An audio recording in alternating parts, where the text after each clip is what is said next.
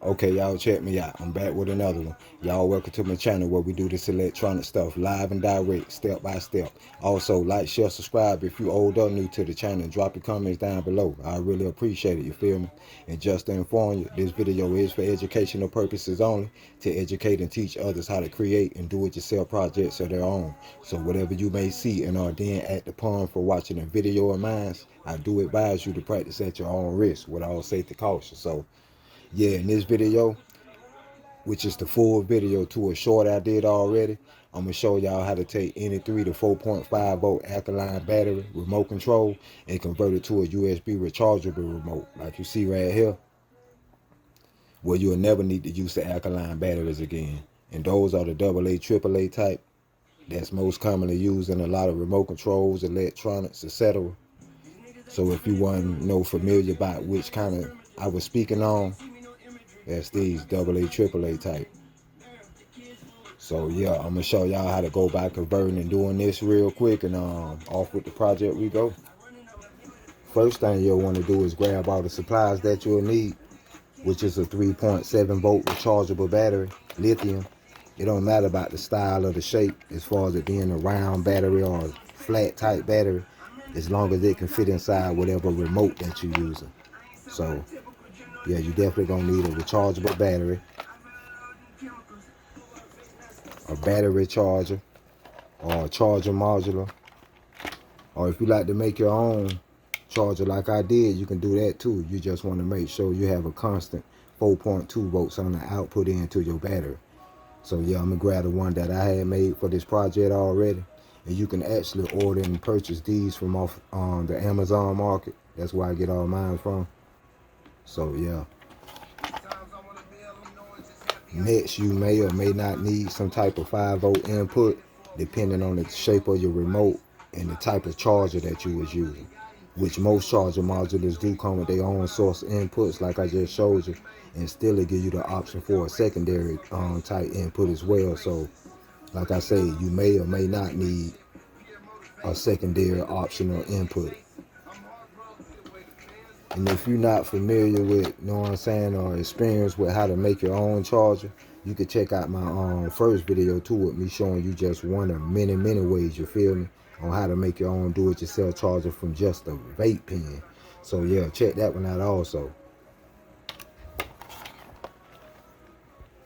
Anyway though, you're gonna need some electrical wire, JST connects, your drilling tool, whatever type drilling tool that you got, the drill holes inside your remote for your charger input. So you're gonna need that. Of course, you're gonna need your soldering iron and the hot glue gun or whatever type of glue that you use. You just want to make sure you know can seal everything inside the remote. And that's pretty much it. Now that you got everything you need, we could take off with the project. Next, you'll want to remove any batteries that you may have in the back of the remote. Then you'll want to pry open and pull out the back cover to gain access to the inside. But be careful with it though, so you won't hurt your fingers or anything, or either damage your remote, you feel me? Once you get it all open and taken apart, then you'll want to look inside the back side of the remote with the battery cover compartment and look inside and try to find the best area with the most open space for your battery and all your charger components to go inside.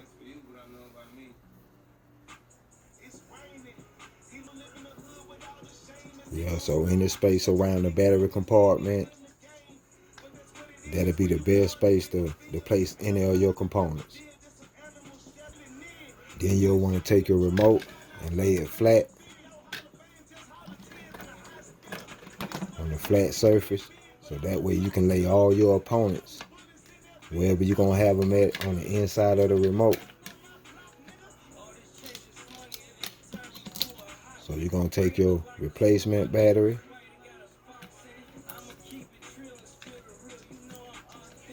you're going to place that right there, and you're not connecting anything. You just placing all your components in the places that they're gonna be in, and trimming and sizing up whatever wires that you may have.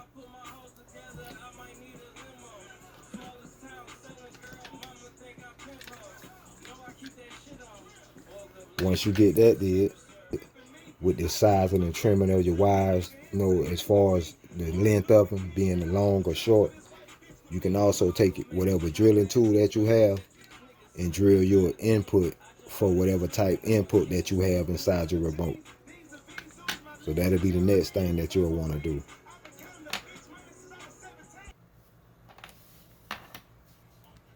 So yeah, just like you see, I got a hole drilled for my 5-volt input, and you want to make sure it's kind of snug and tight, so that way it don't be all loose and wobbly. It'll be like it came from the manufacturer like that. And you can also make you a small LED indicator right there, so that way you'll know what status or charging that your remote at when you charging it.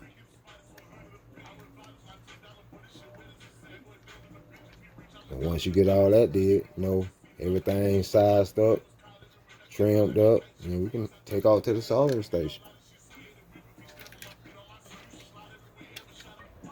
And here we go. We actually almost done. Know what I'm saying? All you gotta do now is just make all your soldering points and then install everything inside your remote, and that's a wrap. So how you want to go by connecting this up is pretty simple. All you got to do is connect your battery positive to the positive of the remote control, and the same thing with the negative. Take the negative of your battery and run that to the negative of your remote control. So you pretty much just replacing the alkaline batteries with a rechargeable battery. Then you'll want to take your charger and do the same thing. Instead of connecting your battery to your charger, you're going to want to take your charger positive and run that to the positive of your remote, just like you see me doing now.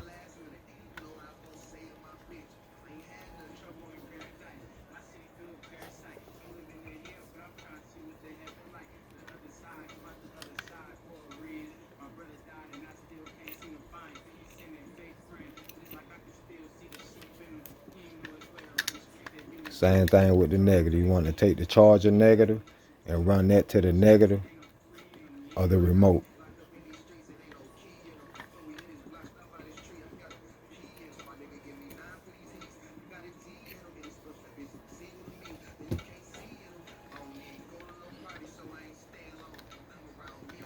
And there you go. So now, if you look close, and I like to use the JST connects because batteries do eventually die to the point where you'll have to replace them, and I don't want to have to come in and desolder and resolder every time that I want to replace a battery. So that's why I said you might want to use some JST connects.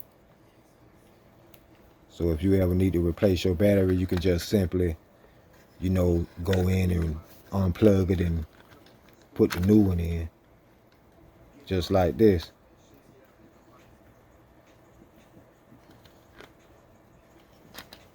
And voila, there we go.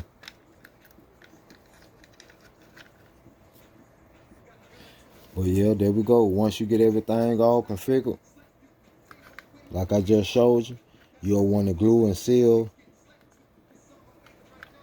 any components that's loosened or around your airport. I mean, not your airport, your charging port.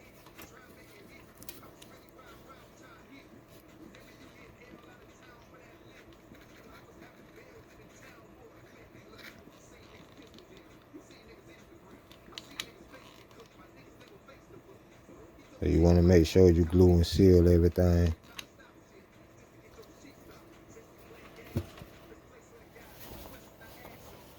And voila, there you go. All you'll want to do is place everything back inside the remote.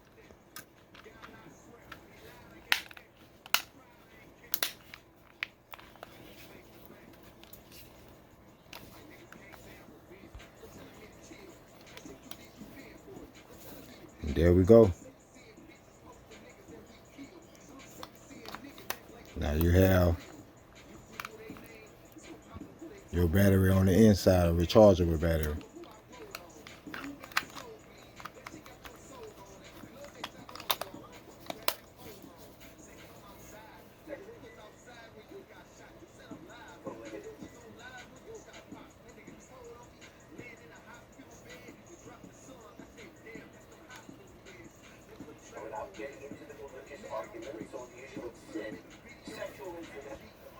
And just to show you that it's also charging,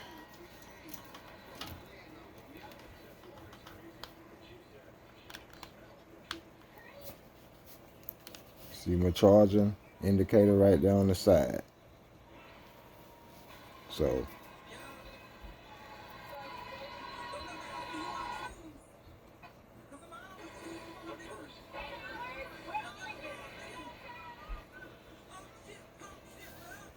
there we have it.